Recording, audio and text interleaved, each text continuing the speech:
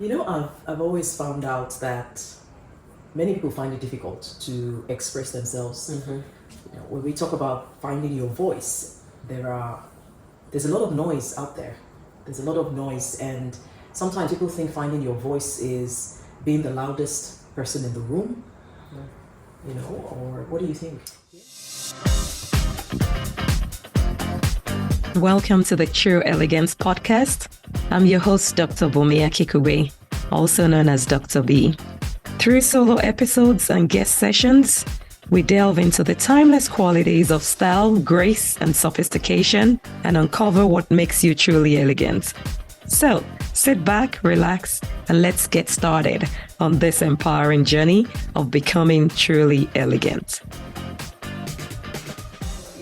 We've just been having some discussions about, putting yourself out there, which also comes up with finding your voice. And sometimes it makes you wonder, is your voice lost? Why do you have to find it? But basically, it's talking about embracing your uniqueness and discovering who you are, and then stepping out in those qualities and attributes to represent yourself, whether at work, in the community, as a career person, just showing up. Basically, that's what finding your voice is. So I don't think the voice is necessarily lost. It's just identifying what is unique about you and what you represent, what you stand for, and then refining that in various aspects where you find yourself. So like you said, it's not about the noise.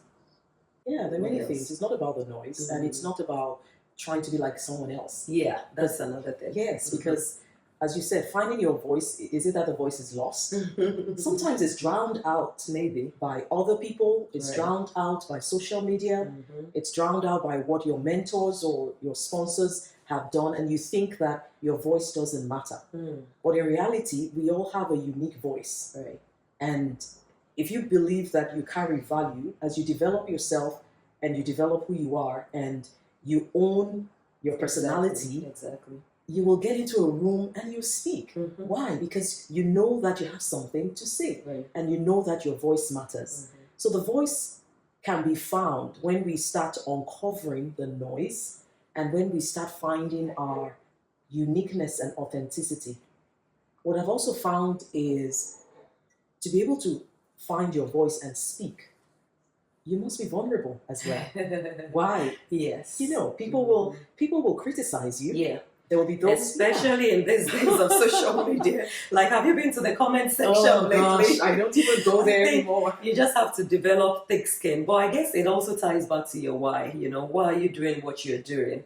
And then when those attacks come, you kind of make that the center of what you're doing. So, for example, if you're advocating for women who can speak up for themselves, when other people see it, they think, oh, you're just doing it for show or whatever. But the people who are benefiting from it see you showing up, see you owning your voice, seeing you being visible. So it's all part of being vulnerable as well, because sometimes everything is not perfect. We are still learning on the journey. You're refining yourself. You're getting better with it. So being vulnerable to be able to show maybe the world that, okay, I was at point A last week. Now I'm at C, I'm at D. I'm not at Z yet, but I've made progress. And so it inspires and encourages someone who's at A to know, okay, I too can take it to C and take it up another notch as I evolve. Yeah. And if I think about it, one of the things I've learned, or I'm learning on the journey, is there will always be a group of people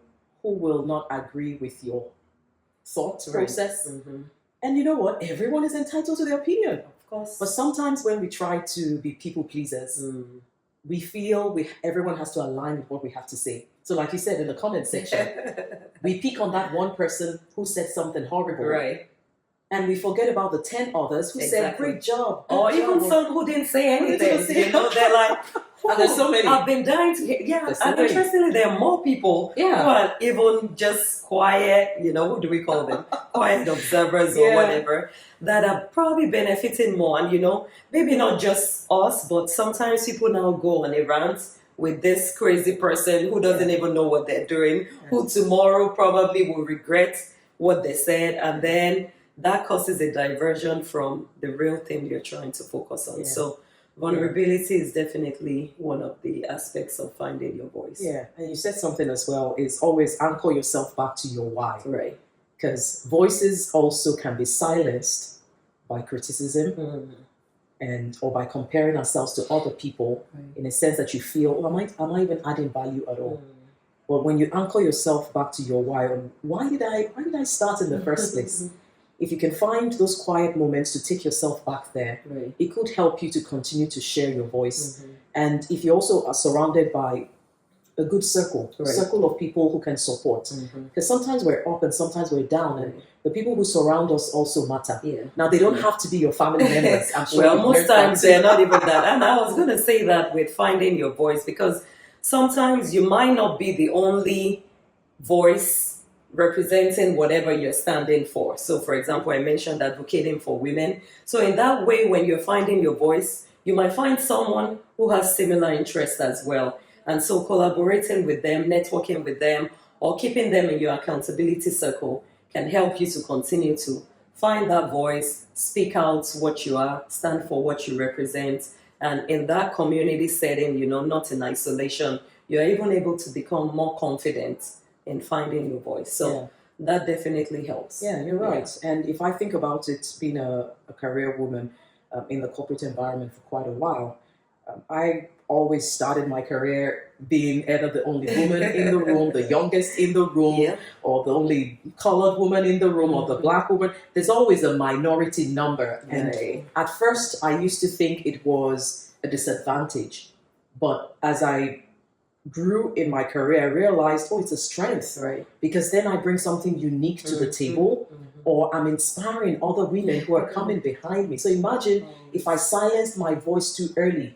There's so many female engineers we were able to bring into the company at that time because they could see someone else who was out there. And like you said, we're not the only voices. In a world of almost 7 billion, almost going to 8 billion people, there are people who share the same passion that you have. Exactly. And whenever it feels lonely, you can find those people and find comfort and support one another through that. And sometimes they're not on social media, as we were saying earlier. Yeah, I know during COVID, of course, many of us went virtual, which was good. At least we weren't totally in isolation. Like you could connect with people via Zoom, various chats, Instagram Live. But now, it's post-COVID, people are coming out again, networking with people. There's just a power sometimes in physical connection. Like you could start off online, but you could take it offline, take it in person, look for groups and communities that stand for who you stand for. Yeah, absolutely. And so in finding your voice, it's very important. Some of the things we've said, just if you're watching this and you missed the earlier part, go back and listen to it. Okay? We're talking about the fact that it's not about being loud or the loudest person in the room. There are many introverts who have beautiful voices. And it starts, there you are. It starts with, what is the mission? What is the passion? Sometimes you might find that you're triggered by injustice. Injustice to women, injustice to children, injustice to the homeless, or maybe sustainability. I remembered when I was visiting in Rome, and I went to the park just to have some fun. And there was this woman who wheeled her baby in a trolley into the park. And for some reason, she sat there for a while, and then she got up and just started picking up all the little pieces of litter around the park, and she was putting them into the proper bins. And I saw her do it over and over. There were other people in the park, but in my mind, I said, I didn't care. I said, that's someone who understands. I come into the park, I want to play with my baby here, but I want the environment to be clean. Now, someone like that, I wouldn't be surprised if she's very passionate about recycling, about the environment. We all should be. But sometimes your voice might be triggered by pain, something you've gone through, and therefore you want to comfort other people so they don't go through it again. So how can you find your voice? What is that thing that triggers you? What is that thing that anytime you see it, you just feel there's just like butterflies in your stomach? And it'll never let you go, and you won't let it go because it just keeps coming back and coming back. I just think sometimes you're able to notice those things, like maybe your passion for it. Sometimes other people point it out to you. Like they notice that, Bunmi, you have a feel for, you always tell me I'm the madam planner. Oh, you are. The true elegance chief organizer.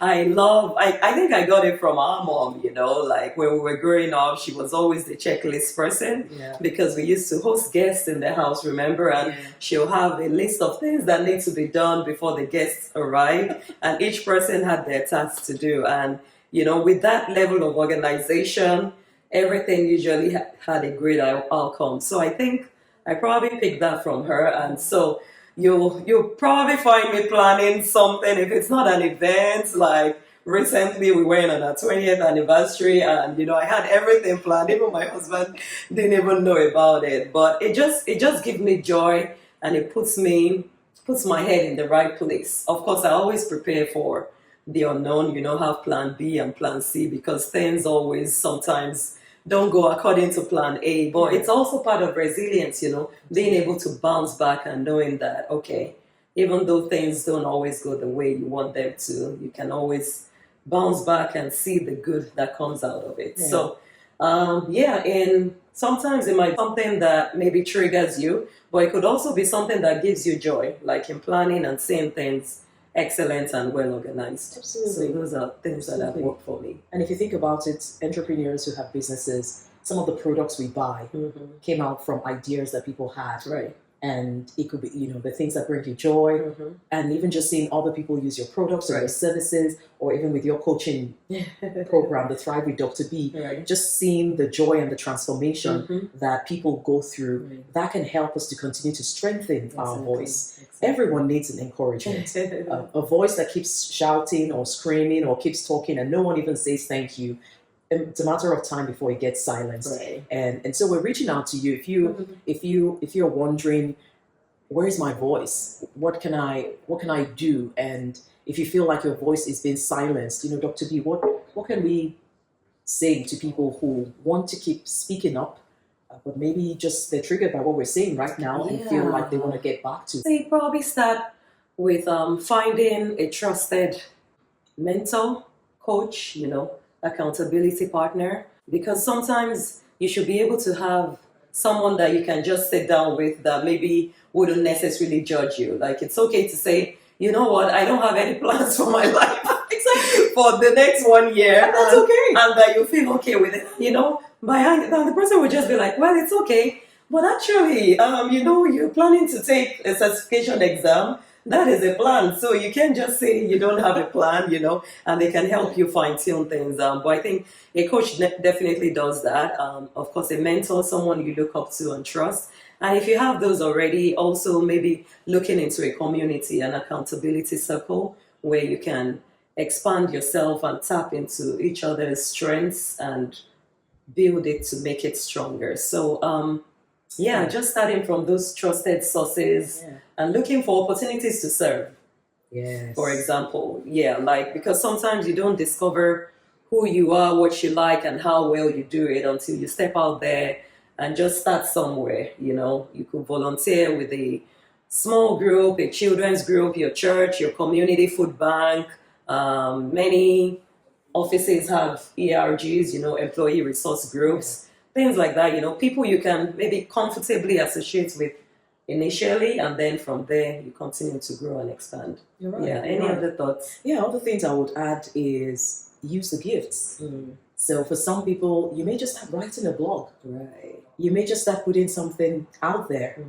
For those who love camera, we always say it, everyone has something and there is an outlet or a channel you can use. If you love speaking, go ahead, put on your camera on your phone and talk for 1 minute. Right. Now we've got video reels, you can even do a 15-second thing. So you can write if you love writing, you can speak into a camera if you love that. If it's just audio, you can do a podcast. Right. You can say something, and gradually you'll be surprised how you'll be able to reach out to other people out there who will start to multiply or amplify your voice. Right. So you've got something. Everyone has a unique voice.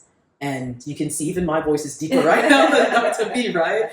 You don't have to have the same voice as someone else, but know that your voice matters. And as you speak up, you bring alignment, you bring focus, you bring help, you bring purpose, you bring information to some other people around you. and the world is waiting for you. So find your voice, amplify it, and use it. If you enjoyed this, let us know in the comment section. We would love to hear from you. What did you learn from it? Or what example can you share about finding your voice? I'm sure there'll be someone in the comment section as well, reading what you have. Hey, your voice matters. And until the next time, this is Dr.B and Dr. Fofo. See you next time. Be sure to subscribe so you'll be the first to be notified of every new episode. Leave a review and share this podcast with that elegant lady in your life. This is a space where we can come together to empower and inspire each other and leave feeling elevated and enlightened. See you in the next episode.